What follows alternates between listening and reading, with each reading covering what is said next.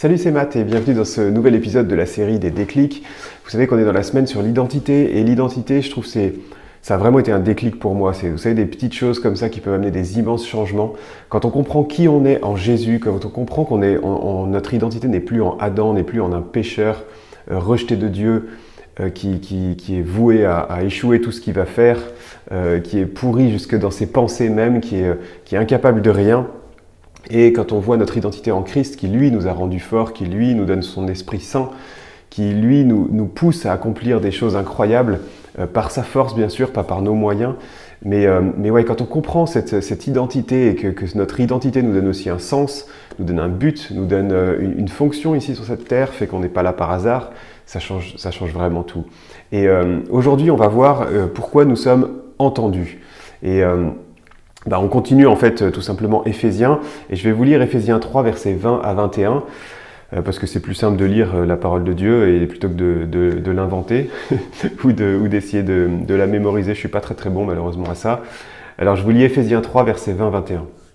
À celui qui, par la puissance qui agit en nous, peut réaliser infiniment au-delà de ce que nous demandons ou même pensons, à lui soit la gloire dans l'Église et en Jésus-Christ, pour toutes les générations et pour l'éternité. Amen. Il peut réaliser infiniment plus que ce que nous demandons ou pensons.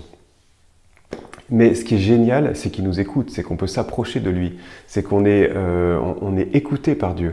Il nous demande de prier sans cesse, il nous demande de lui remettre tous nos sujets de prière, il lui demande de nous remettre nos inquiétudes, nos fardeaux.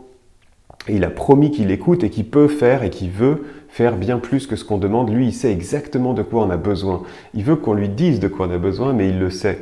Et il sait exactement quelle est la bonne réponse, qu'est-ce qu'il peut apporter. Il nous donne aussi tout un tas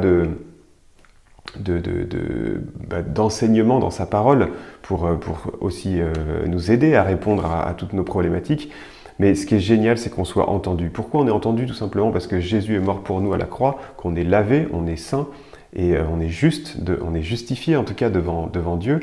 Et la prière du juste peut beaucoup.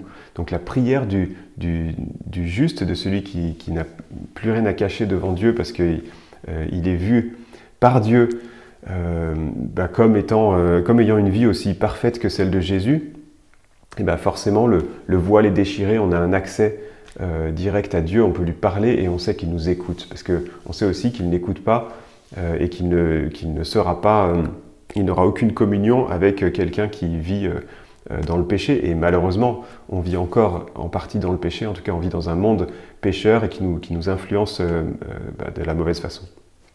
Et ça me rappelle une histoire d'un petit enfant qui va se coucher. Je sais pas si c'est une histoire vraie, mais elle est rigolote. C'est un petit enfant qui va se coucher et puis qui dit papa, je vais me coucher, t'as besoin de rien?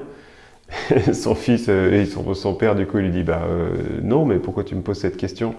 Parce que je vais faire ma prière, donc si tu as besoin d'un truc, tu peux me demander, comme ça je vais demander à Dieu en allant me coucher. Et c'est génial, je trouve, cette foi d'enfant, mais souvent on l'a perdu en fait, cette foi d'enfant. On a perdu le fait de demander à Dieu, de prier. D'ailleurs, vous pouvez revoir, il y a une semaine qu'on a fait sur la prière, on a oublié de demander en fait. Dans le Sermon sur la montagne, Jésus nous dit « Cherchez et vous trouverez, demandez et vous recevrez, frappez et on vous ouvrira ».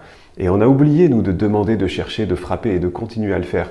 Et je vous encourage vraiment à le faire, parce que c'est ça qui change beaucoup de choses, c'est ça qui déclenche... Dieu veut qu'on lui rende gloire. Donc si vous ne demandez pas et qu'il fait quelque chose, vous allez penser que c'est le hasard, vous allez penser que c'est vous-même peut-être, c'est parce que vous le méritez. Alors que si vous avez demandé et qu'ensuite vous le remerciez pour ce qu'il vous accorde, vous lui rendez toute la gloire. Voilà, donc rappelez-vous dans vos pensées et dans vos prières que vous êtes un enfant de Dieu, aimé et béni, que vous êtes saint, que vous êtes appelé à être saint comme votre Père est saint, que vous êtes son ouvrage, que vous êtes apprécié et aussi que vous êtes entendu.